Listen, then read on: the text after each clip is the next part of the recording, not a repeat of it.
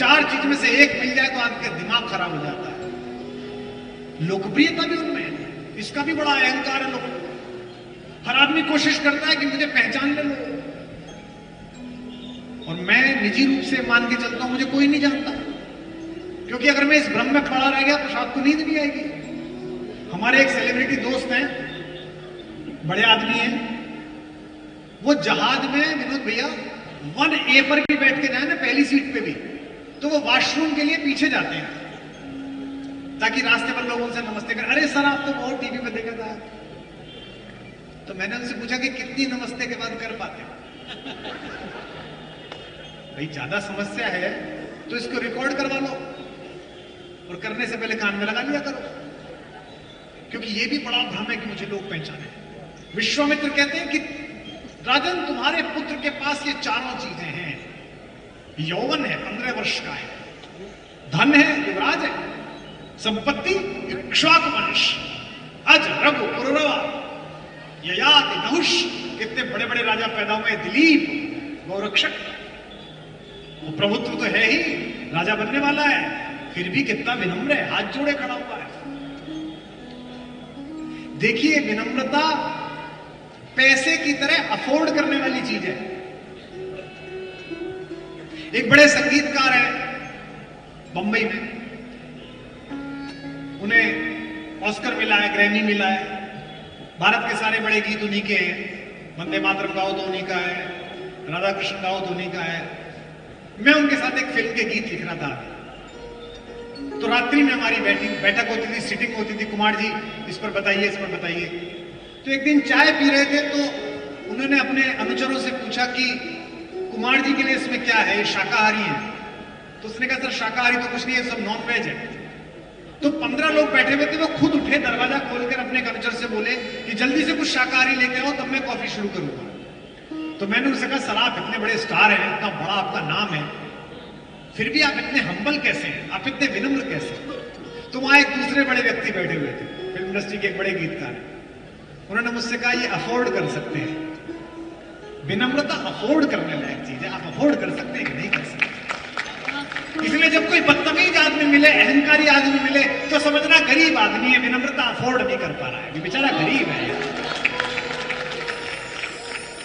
गाली देता मिले, हमको तो 15 दिन से पड़ रही है, 2 बातें पूछ ली थी उसी में पड़ रही है। किसी ने मुझसे पूछा आप व्यथित तो नहीं हुए? नहीं। संत तुकाराम के पास एक उनका शिष्य आता था, बड़ा नाराज रहता था दुनिया से, इससे झगड़ा, इसको निपटा दूंगा, इसको मार दूंगा, इसके खिलाफ मुकदमा कर दूंगा। ये मुझे देख के हंसा था। कुछ लोगों को आप देखिए वो शिकायतों से भरे हुए हैं, उनको जब देखिए वो शिकायतों से भरे हुए हैं, ये मैं इसका ये कर दूंगा, सब दुखी थे उससे।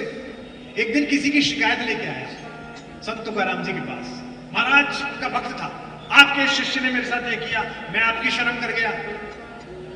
तो तुकाराम जी शांत सुनते रहे, फिर बोले भाई ये सब तो बात हो गई, पर बड़े संकट की सूचना है तेरे लिए। बोले क्या? सबको बाहर निकालो, अकेला इसे छोड़ो। सब बाहर निकाल दिए, दरवाजा बंद करके तुकाराम जी ने कहा भाई मैं बहुत कष्ट में हूं तुझे लेके। गुरुदेव क्या हो गया? बोले मैं सुबह ध्यान में बैठा तो मुझको ये दिखाई दिया कि तेरा जीवन अब 7 दिन का है, कि 7 दिन बाद तो मर जाएगा। ध्यान से सुनना। अब तो शिष्य की खराब हो गई। उसने कहा कोई और कहता तो ना मानता, संत तुकाराम जैसा विद्वान ज्ञानी और भगवान से जुड़ा हुआ व्यक्ति कह रहा तो मर ही जाऊंगा। और बोले अगर पत्नी को भी बता दिया तो अगले पल मर जाएगा, बताना मत किसी को। जो 7 दिन बचे हैं जी ले। चला गया बेचारा, अब पत्नी को बताया नहीं, किसी को नहीं बताया, जी है, इसका उधार दे दिया, कोई गाली दे गया तो उसे मुस्कुराया, कोई बात नहीं। 7वां दिन जब पास आया सुबह को तो बोला गुरुजी के दर्शन करके मरूं। तो तुकाराम जी के पास पहुंचा, तुकाराम जी ने कहा आज तो दिन है।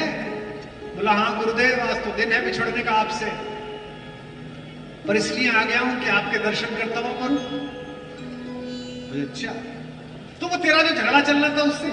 उसने कहा अरे बोले गुरुदेव मिट्टी डालिए झगड़े में, 7 दिन की जिंदगी है, क्या लड़ता उससे? वो फला आदमी जो तुझे गाली दे रहा था, अरे गुरुदेव जाना है शाम को, क्या लड़ता है?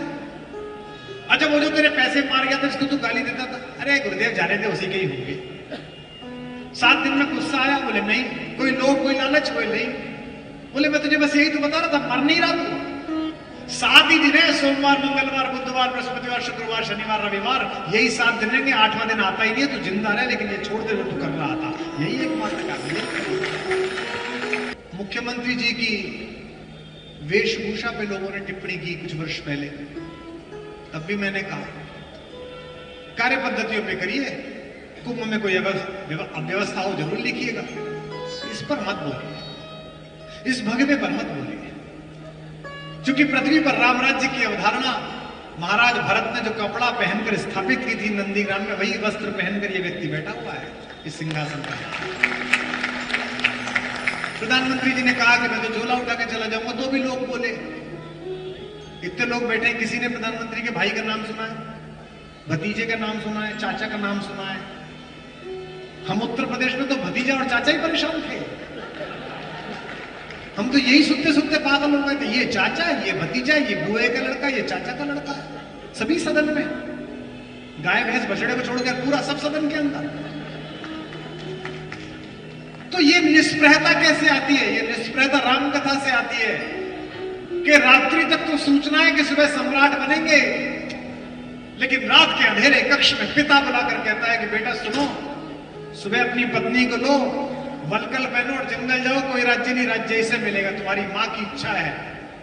और कौशल्या बुलाती है और कहती है कि बेटा क्या हुआ, शहनाई क्यों बंद हो गई, प्रकाश क्यों बुझा दिया गया? तो राम ये नहीं कहते कि मेरा नाम कट गया मंत्रिमंडल की लिस्ट से, ये मेरी अब ओथ नहीं होगी। राम जो कहते हैं उस पर उछल जाए ये परिसर। राम कहते हैं मां, पिता ने मुझे जंगल का राजा बना दिया है, पिता अधीन मोहि कानन राज। ये है राघवेंद्र सरकार। पिता ने मुझे जंगल का राज्य दिया है, जहां सब भांति मोरी बड़ काजू, all the big opportunities are waiting for me. इसे कहते हैं राम। ये राम तत्व है। और एक बात सोच के बताओ, अयोध्या के पास बैठकर आप सुन रहे हैं प्रयागराज में, और 3 दिन बाद मुझे वहां बोलना। इस कहानी में अगर राम उस दिन अड़ जाते और कहते कि मैं नहीं जाता, मेरा हक बनता है, मेरा राइट है, और जज साहब के कोर्ट में पिटीशन डाल देते, तो राम अयोध्या के राजकुमार रह जाते, पृथ्वी के भगवान न बन पाते। यह तो अवधपति के जगतीपति होने की यात्रा हुई है। यह इसीलिए हुई कि राम ने स्वीकार किया अपने पिता का संविधान संशोधन।